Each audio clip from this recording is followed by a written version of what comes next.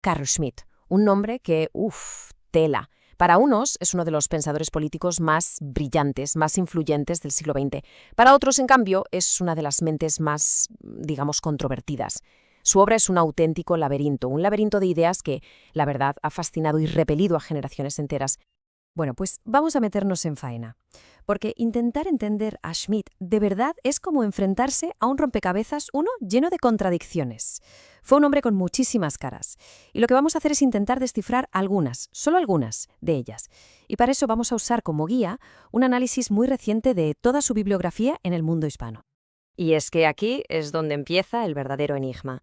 Se le ha llamado de todo, de verdad. Fijaos, jurista del régimen nazi, pero a la vez un teórico clave para la democracia, católico devoto y al mismo tiempo el pensador que básicamente separó la política de la religión, liberal y antiliberal. La pregunta es obvia, ¿no? ¿Cómo es posible que una sola persona pueda ser todo eso a la vez? Vamos a empezar por lo más básico, por algo tangible, su identidad. A ver, ¿de dónde era Carl Schmitt? Podría parecer una pregunta fácil, pero la respuesta, ya os digo, no es tan sencilla. De hecho, hay varios países que de alguna manera reclaman una parte de su legado. Por un lado, España argumenta que hay una conexión, digamos, vital, casi familiar, y es que él mismo se sentía muy cercano a lo español, eso es verdad. Luego está Italia, que lo ve casi como un heredero de su propia tradición de realismo político. Pero seamos sinceros, la realidad es que su pensamiento está clavado, está profundamente arraigado en la crisis alemana de su época. O sea, era un pensador europeo, sí, pero con un ancla muy germana. Y es que esa fascinación por España era de verdad profunda. Fijaos, después de ir a una corrida de toros en 1929, escribió esto que veis. Para él, aquello no era un simple espectáculo, ¿qué va?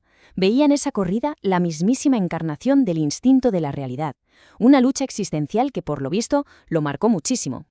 Vale, pero más allá de dónde eran, la pregunta clave es ¿por qué sus ideas calaron tanto, sobre todo en el sur de Europa y en Hispanoamérica?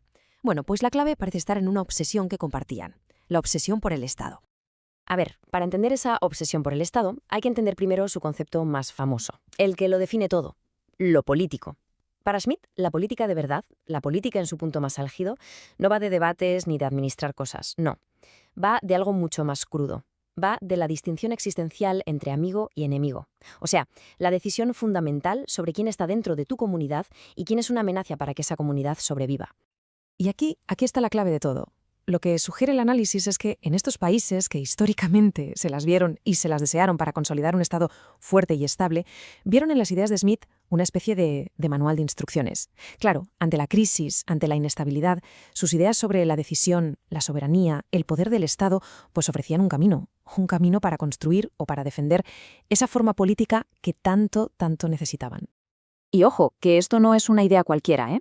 El mismísimo Jürgen Habermas, uno de los grandes pensadores del siglo XX y que estaba, en las antípodas ideológicas de Schmitt, lo definió exactamente así. Esto te da una idea de hasta qué punto la figura de Schmitt es ineludible. Es imposible hablar de la teoría del Estado moderno sin pasar por él. Y la cosa se complica todavía más. La paradoja se hace más profunda. A ver, Schmitt se definía a sí mismo como católico, incluso por raza, una frase muy suya, pero la pregunta es, ¿era de verdad un pensador católico? ¿O más bien utilizó la religión como una herramienta para darle más poder a la política? Esta cita que vemos es de Juan Donoso Cortés, a quien Schmitt, por cierto, admiraba muchísimo, y representa la visión católica tradicional. La idea es bastante simple. La fe, la moral religiosa, son la base del orden social. Si la religión pierde fuerza, el Estado tiene que ponerse en modo tiránico para mantener el control. O sea, al final, la política siempre está por debajo de la teología. Pero claro, llega Schmitt y le da una vuelta de tuerca, una vuelta genial y a la vez radical. Su famosa teología política lo que viene a decir es que el Estado moderno no es que necesite a la religión, no, es que se apropia de sus estructuras. La idea de un Dios omnipotente, por ejemplo, se convierte en la del legislador todopoderoso. La política de repente se libera de la teología y se convierte ella mismo en la nueva religión. Es un giro total. La diferencia, como veis, es abismal. Para Donoso, la autoridad última, la que tiene la última palabra, es la Iglesia. Para Schmitt, no. La autoridad final es el Estado. Punto. Es la decisión soberana del Estado sobre quién es el enemigo, lo que está por encima de absolutamente todo. Y esto, claro, es una ruptura total con el pensamiento católico de toda la vida. Y ahora llegamos al punto más oscuro, a la contradicción más turbia y, la verdad, más difícil de aceptar, su giro radical hacia el nazismo. La pregunta que todo el mundo se hace es, ¿cómo pudo el gran teórico de la Constitución de Weimar acabar siendo un defensor del Tercer Reich? Es que si miramos las fechas, la cronología es demoledora. En 1928 es el gran pensador de la Constitución de Weimar, esa democracia alemana tan frágil que había entre las dos guerras. Solo 5 años después se afilia al partido que la hizo saltar por los aires. Y un año más tarde, justifica públicamente un asesinato en masa ordenado por Hitler. Es un viraje que ha marcado para siempre cómo se lee y se interpreta toda su obra. Y la gran pregunta es, ¿cuál fue su explicación para todo esto? Pues bien, durante los interrogatorios de Nuremberg se defendió con una frase que dejó a todo el mundo perplejo. Soy un aventurero intelectual. Una justificación que, claro, muchos han interpretado como una forma de separar su cerebro de la moralidad de sus actos. Como si dijera, a mí me fascinan las ideas, me da igual de dónde vengan o qué consecuencias tengan. Y todo esto, al final, nos trae hasta hoy, porque Schmitt no es para nada una figura histórica que esté ahí cogiendo polvo en una estantería, que va. El debate sobre él sigue muy, muy vivo. Su legado, en muchos sentidos, sigue abierto, está inacabado. Y una prueba de esto, una prueba muy tangible, es esta publicación de 2022. Es una bibliografía gigantesca que recoge casi 100 años de trabajos sobre Schmitt solo en español.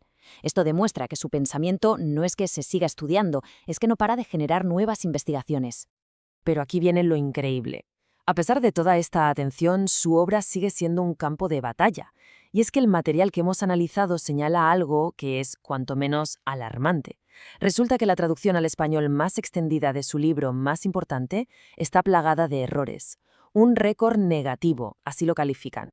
Y no estamos hablando de una coma mal puesta, no. Según el análisis, estos errores distorsionan por completo conceptos clave como soberanía, constitución o Estado. ¿Qué significa esto? Pues que para muchísima gente el debate se ha construido sobre una versión falseada, distorsionada de su pensamiento, lo que no ha hecho más que alimentar la confusión. O sea que la tarea de entender a Schmitt de verdad de la buena sigue pendiente. Así que vamos a terminar con una pregunta, una que nos devuelve a su idea más potente y, por qué no decirlo, más perturbadora. En un mundo como el nuestro, lleno de polarización, de crisis constantes, ¿tenía razón Schmitt?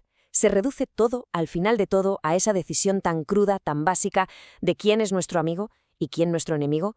Su enigma, desde luego, y su relevancia, ahí siguen.